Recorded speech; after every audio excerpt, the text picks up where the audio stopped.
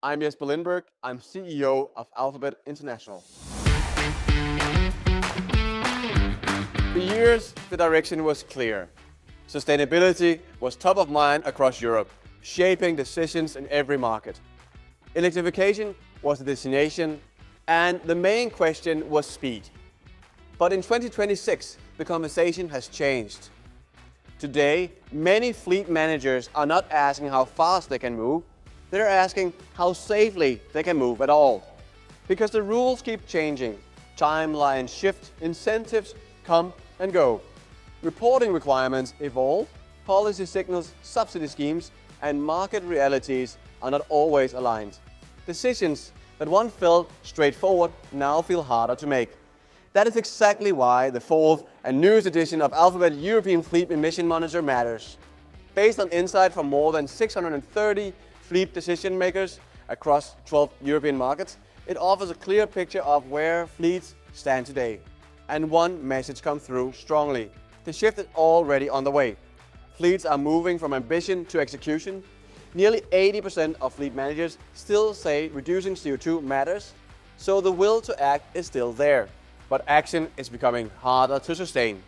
60% say regulatory uncertainty is directly affecting their fleet decisions for years ahead. But the responses are split. Some are accelerating, some are delaying, some are choosing interim solutions. One market, three directions.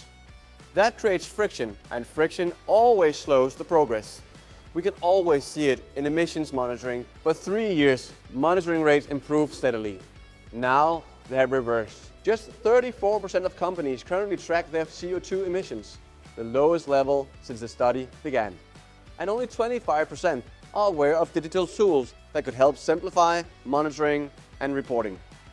That matters. What you cannot see, you cannot steer. What you do not measure, you rarely improve. But this is not a story of decline. It's a story of hesitation.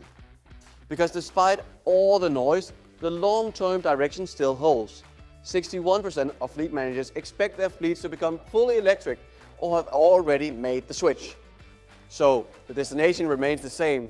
What has changed is the confidence to take the next step. That is why clarity has become fleet management's most valuable asset. Not certainty, clarity.